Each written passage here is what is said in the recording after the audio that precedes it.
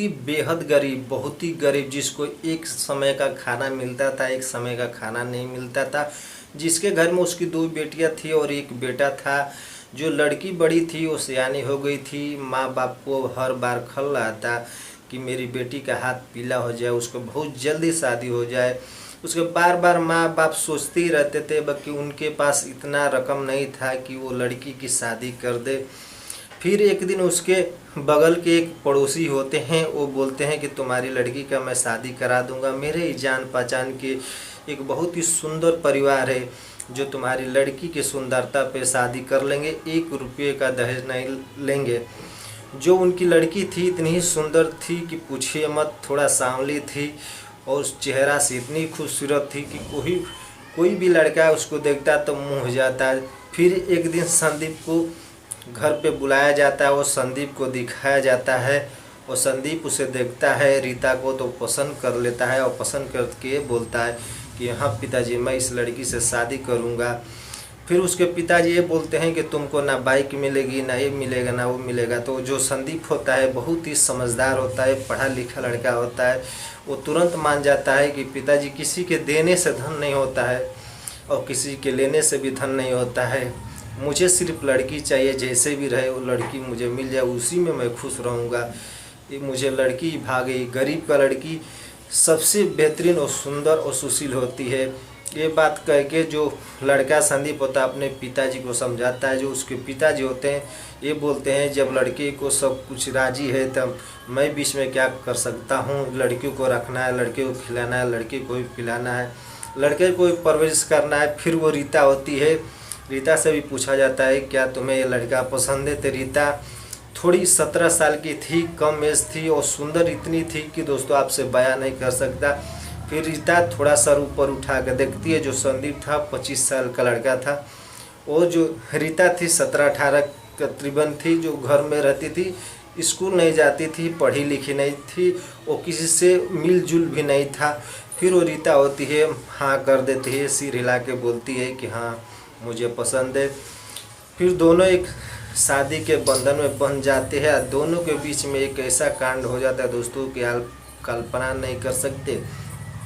फिर संदीप शादी के कुछ दिन बाद वो बाहर प्रदेश चला जाता है कमाने के लिए। और जो संदीप की एक छोटी बहन होती है जिसका नाम पूजा बताया जाता है, पूजा जो होती है अपनी भाभी के ही साथ रहती है और भाभी से साथ खाना पीना बनाना रहना। फिर जितने समय दिन में घर में पूजा रहती थी अपनी भाभी का हेल्प करती थी और जैसे स्कूल जाती थी सब कुछ भाभी के लिए करके और समझा के जाती थी कि भाभी मैं शाम को आऊँगी तो आपका हेल्प मैं करूँगी। फिर हंसी खुशी से रीता और पूजा रहती थी।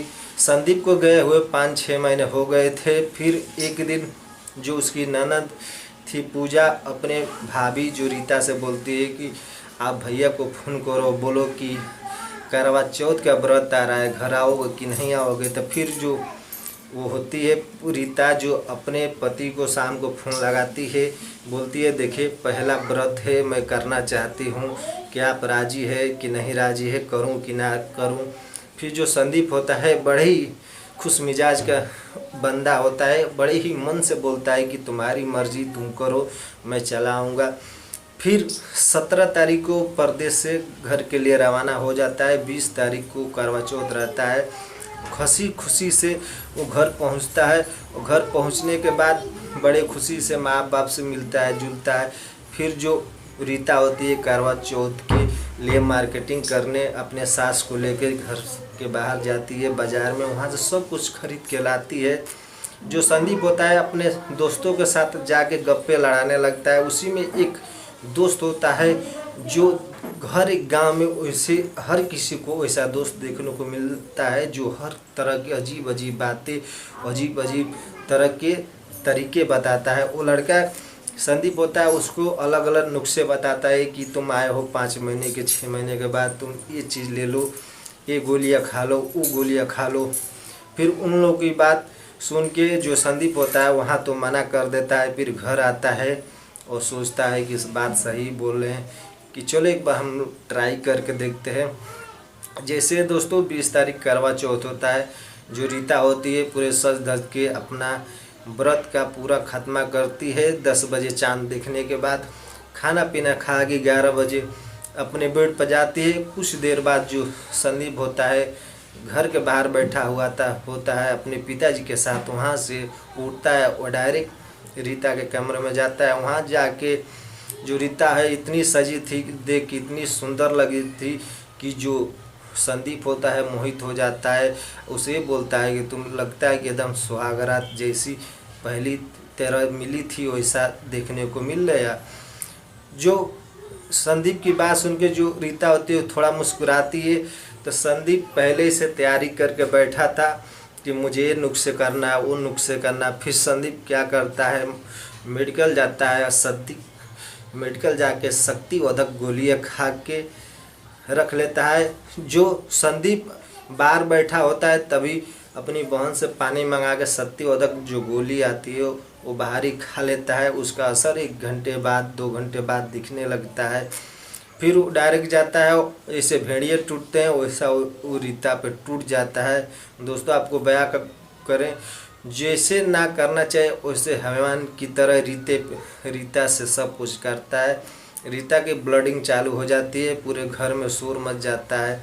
फिर उसके घर वाले नज़दीकी जो अस्पताल होता है वहाँ लेके जाते हैं, वहाँ जाकर उसका इलाज होता है, फिर उसका ब्लड बंद होता है। फिर घर आते हैं रीता को लेके और संदीप के जो पिताजी होते हैं संदीप से पूछते हैं कि तूने क्या साथ में किया। तो संदीप बहुत पूछने के बाद ही बोलता है कि मैं ये फलाना चिकाना गोलियाँ खाऊँ, गोली खा के ऐसा शारीरिक संबंध बनाया, उस वजह से कुछ नशे इधर उधर हो गई, इससे ब्लडिंग चालू हो गया।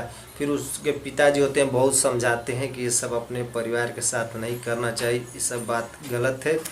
तो दोस्तों यही रही, एक बहुत ही बेहद गरीब परिवार था जिसकी एक मासूम लड़की जाके एक लड़के का शिकार हुई।